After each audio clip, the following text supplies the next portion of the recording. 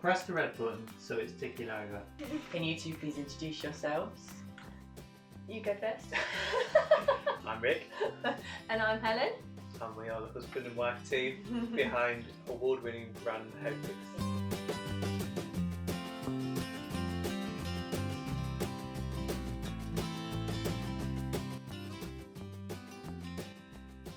Where did the interest of guinea pigs come from? That They was just me. rocked up one day, didn't No, that was me really. That was me really. So I'd had other small animals as a child, but I don't know, I just got this thing in my head that I really fancied guinea pigs. We'd got married, and then a little while after we got married we bought a house, and once we'd kind of got settled in the house and done those things where you work on the house loads, then I just felt we needed a pet, and at the time we weren't ready to have anything like a dog because of the kind of commitment and the work that we had. So I just got it into my head that I wanted guinea pigs, and then that was it. And I just kept nagging you, didn't I?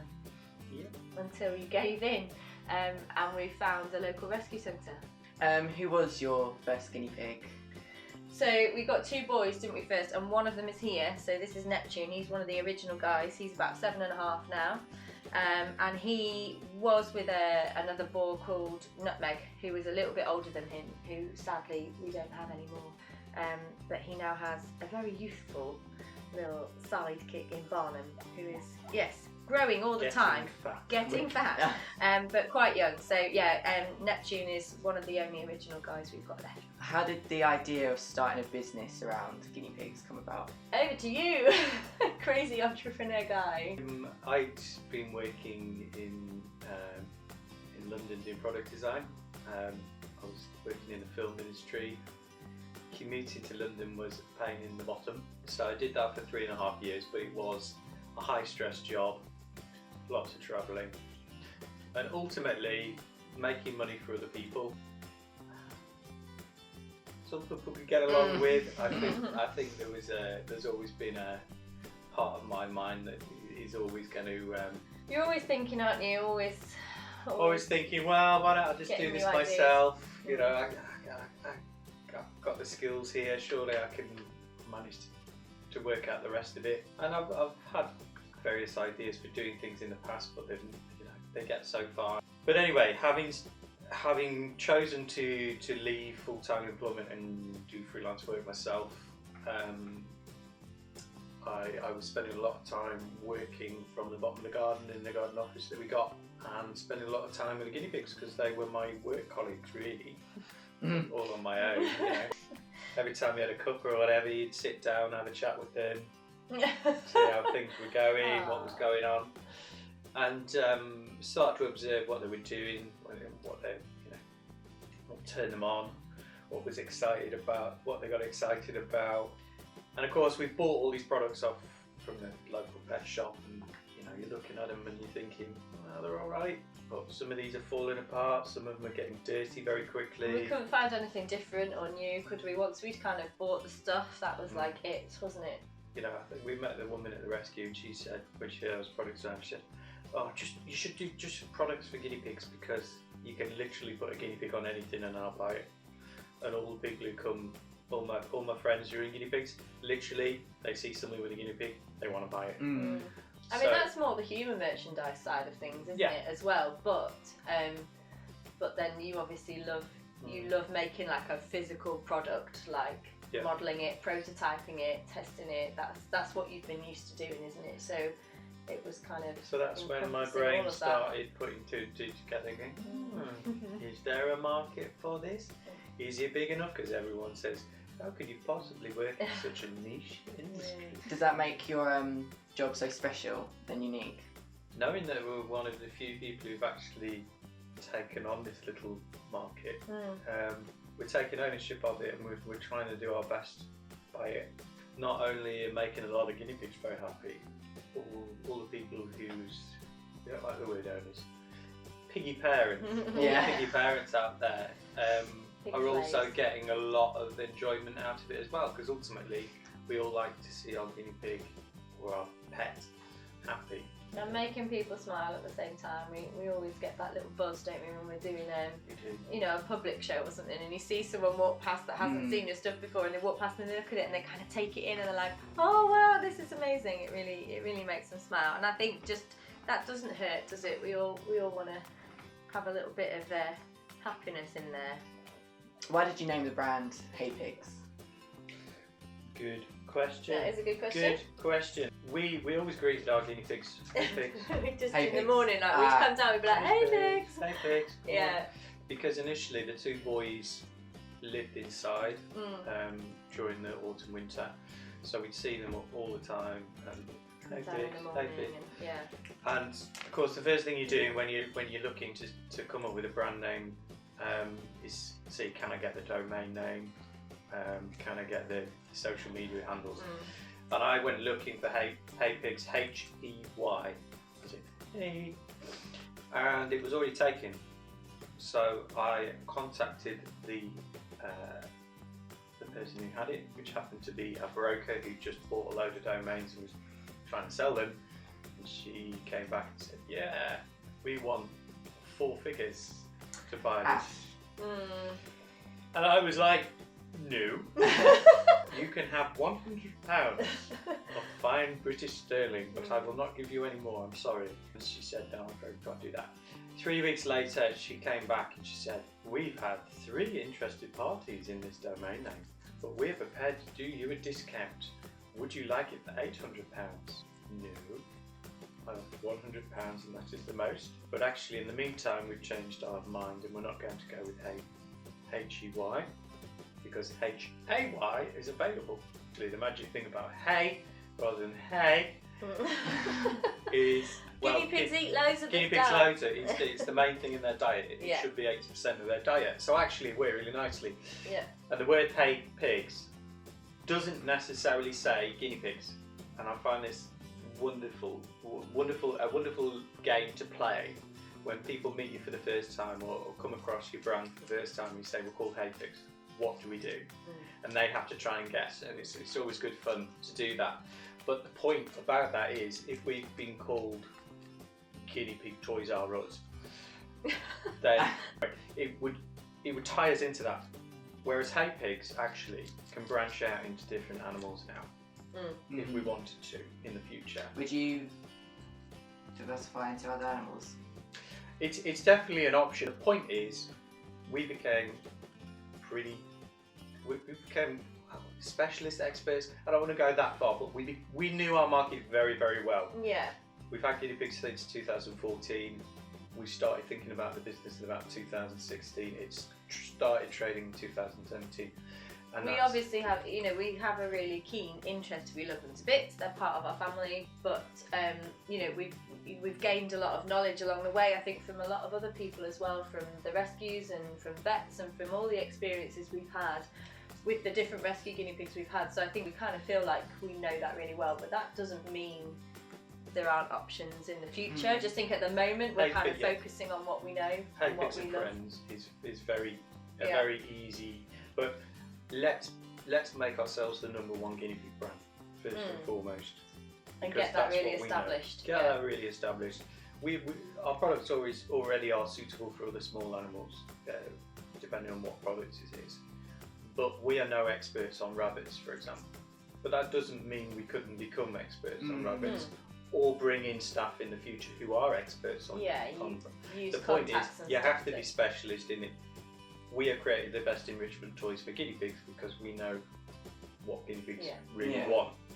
So we wouldn't jump into a different market before we knew that market very well, because ultimately the values of our company are about being the best, creating the best enrichment toys possible, the best products possible. Which 2 are they? Yeah. So this is Neptune, who's one of the original boys, and this is Barnum, who is a recent addition, and he's a young boar, and obviously Neptune needed a companion because they do get lonely if they're on their own. So yeah, it was quite important to get him a companion, but we don't know how Neptune might carry on. It's given him a bit of doing pretty well, isn't it? a new lease of life. Before that, in between when Nutmeg, his original companion, died, Neptune was paired with a female guinea pig who was spayed, so they couldn't make little baby guinea pigs. They really loved each other, didn't they, Neptune and Pepper? But again, Pepper was quite old, and sadly we lost her just before Christmas last year, quite suddenly. But they had a lovely relationship, but they were quite like sit in the corner and cuddle. They were so lazy. So lazy. And now Barnum's come along, it's made him like move around Really more, happy. which is great, yeah. And they seem to be getting on really well, which is great, which is all you can ask for, really. How many guinea pigs are in the HayPigs family then currently? We currently have 6 guinea pigs. So we've got the 2 boys who live together, and then we've got a group of 4 girls who live separately. Over the years, coming and going, we've had up to 13 guinea pigs, haven't we? Obviously not all at once. 13 overall. 13 overall, yeah. And since we started. What has been a standout moment since running the business from the very beginning? There's been lots of highs and lows, and actually the lows stand out as much as the highs. But I think the important things with the lows is you learn a lesson, you package it away. You know, make sure that doesn't happen again. Don't dwell on anything, but every business owner will tell you that it's a roller coaster ride, and the highs can be very high, and that's why I guess entrepreneurs do what they do, because of the extremities of the highs and the lows. But we don't do it for the lows, but we have to go through it. It's often those little moments that sometimes no one sees. Or that you're not expecting. Well, you're not expecting an interaction with a social media follower, watching a video of some of these guinea pigs going absolutely crazy over some product. You know, I always come back to a story of a very shy social media follower. I knew you were going to say that. Yeah. Came to our show the first time we did a National Pet Show, and she'd done some artwork for us, and we were like, wow. She'd drawn this beautiful picture. It's out in the office actually, of all of up to that point, of all of the guinea pigs that we'd had, all of the HayPigs, even ones that were no longer with us. And actually, it wasn't that long after we'd lost one of the girls, was it? It was not long after Xena had died, and she just sort of turned up and just started opening her bag and pulled out this framed drawing that she'd done, and she was like, oh, I did this for you, you know. I just literally lost it, and I burst into tears. You know, there'd been so much going on, like in the run up to that, there'd been some struggles, and obviously losing a guinea pig was, you know, was not great, and then we'd kind of come to this show, and then and it was just the fact they were all on there, all of the guinea pigs, including some of the ones that we no longer had. But we've seen her again, and actually her confidence. We saw her the following year, didn't we? Oh, was she shy? She was shy, but she's really come out. Has a lot of problems with anxiety and doing really well. It's part of finding your community. Everyone needs to find. I think everyone needs to find like-minded people that they can feel safe around. Everyone who follows HayPigs or comes and sees us at a public show or whatever, we have this mutual connection that we all love guinea pigs, and perhaps we've all turned to animals for a good reason. I think we all probably find a bit of mental security in the guinea pigs. If we don't look after these guys, they're completely reliant on us, 100% reliant on us. They you know, so there's a level of trust there. It's very important to make the point that all the guinea pigs we have are rescue pigs. So we you wouldn't breed? Absolutely no. There's no scenario where it would be irresponsible for us to do any breeding, because frankly there are too many guinea pigs in this world that need a home. There's too many that end up in rescues because people have overbred them or misbred them or whatever. We actively encourage people to get along to rescues, because there's just so many pigs in rescues, and they're all great. Every single pig They've all got different It's so personalities, rewarding. haven't they? And, Yeah. which you wouldn't necessarily expect so much from a small animal, but we definitely find that's the We case. are keeping these two well fed. Well, The only way they're going to behave. otherwise they'll start weeing on me or something. What are the common issues you face usually? Ooh. Cash flows. Yes, the that- one that yeah. everyone says. So this is Yeah. how much money have I actually got in the bank at this moment? Yeah. Not what is Yeah. due to me or what Yeah. I think I might have 2 Yeah. months down the line. What is in the bank to Yeah. pay the bills?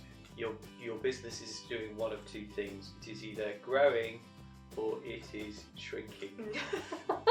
So you're always going to be in this scenario where actually you need to be placing bigger stock orders. Yeah. You need to be I think especially when you are buying stuff, doing when bigger you are deals. when you are dealing with a product that you are having to make and you have to purchase that before you have sold anything, you're always facing challenges in that respect. This is why business owners don't end up paying themselves very much, because they're constantly having to try and expand, and they need more money to expand in order to fulfill the bigger orders.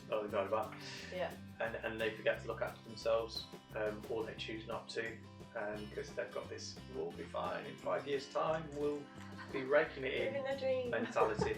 But most business owners will tell you that's hard. What is your weekly routine? Do you have a routine? Like on this day you do this, Tuesday you do that, such and such? Yeah, I mean, I very much do because I have other jobs. So and we also have a 2.5-year-old as well. So I'm working. I don't know how many jobs that counts as. Quite a few jobs. So I am mum. I am dance teacher. I am HayPigs. So yeah, I do Tuesdays and Fridays on HayPigs. It's difficult for you. You kind of just constantly juggling, aren't you? Lots of different things. Plates. Yeah. In business coaching, they like to talk about having a default diary, so you know exactly what you're doing on what day. And I have reworked my default diary umpteen times now, and at the moment it's failing miserably. The difficulty I've found is I can't compartmentalise, like Tuesday is my design work day, Wednesday is my guinea pig Wednesday day, Thursday. I can't do it like that because people's expectations are that you're ready to answer, and as much as you try and book things in, it's only when you start feeling out a design job that you realise the information that's missing. So that you can't just say, right, I'm going to do that on Tuesday, start on Tuesday and finish at the end of Tuesday. It just doesn't work like that. But there might be an urgent thing that comes in. We might suddenly have a problem with dealing with some sourcing in a factory that's been shut down for coronavirus. And all of a sudden, this is a good example.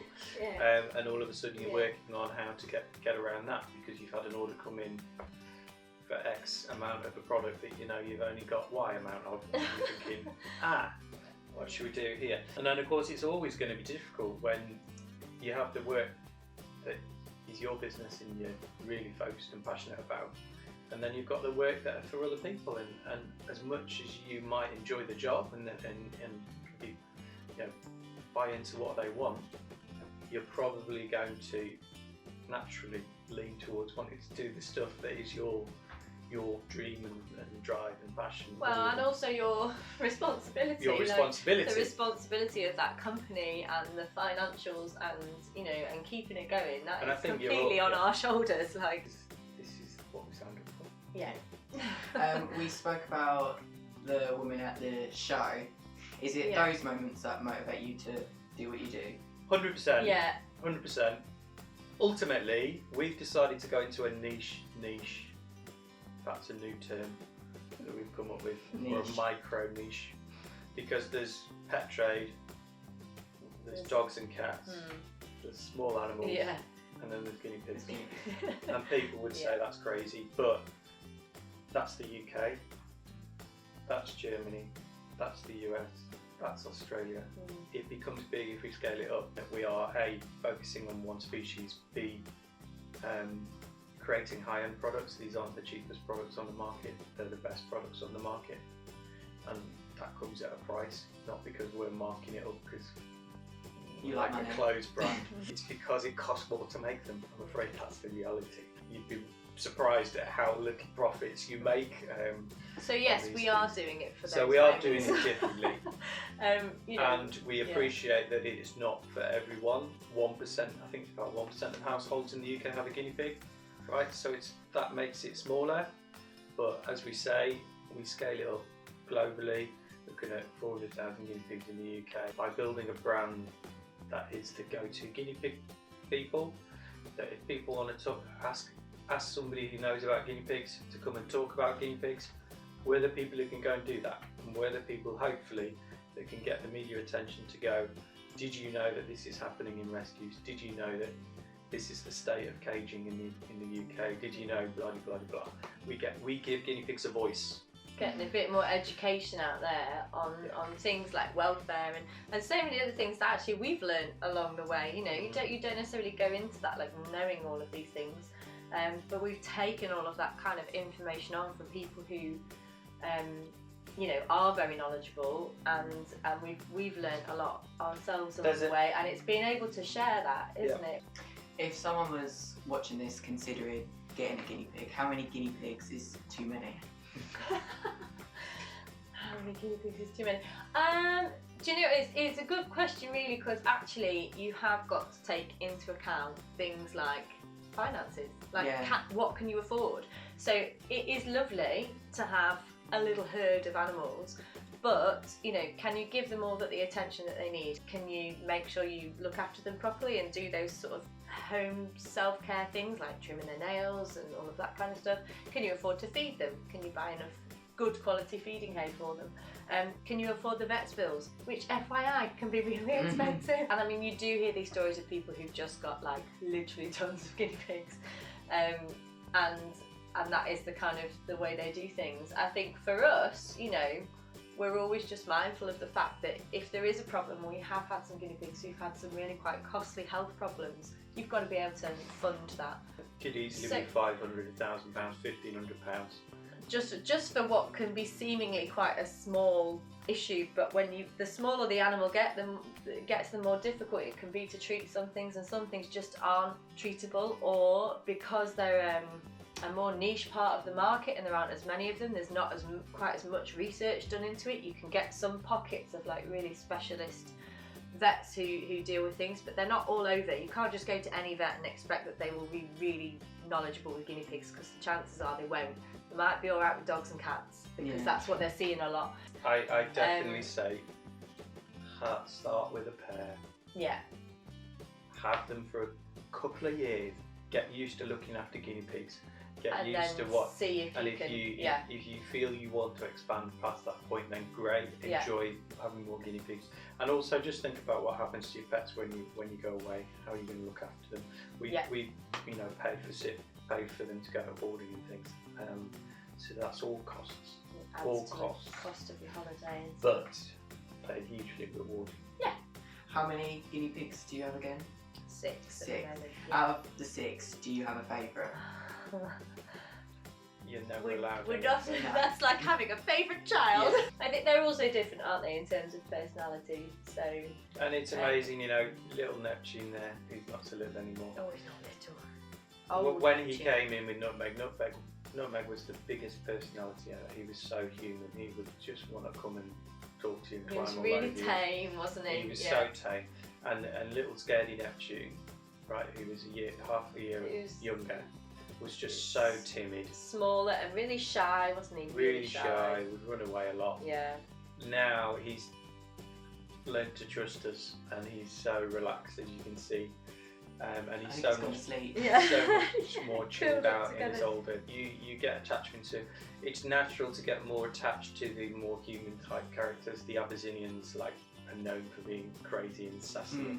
They're lots of fun, but we've had such bad luck with the health of our Abyssinians that we've had. But it feels a bit. At the moment, we haven't got one, and it feels like a big hole. But also the ones that you end up having to nurse through illnesses, and get very, very attached to. I got really attached to Napoleon because I spent like a year going backwards and forwards to the vets with him. Because he had this bone infection, and we had to do regular trips and all the rest of it. When we unfortunately had to have him put down in the end.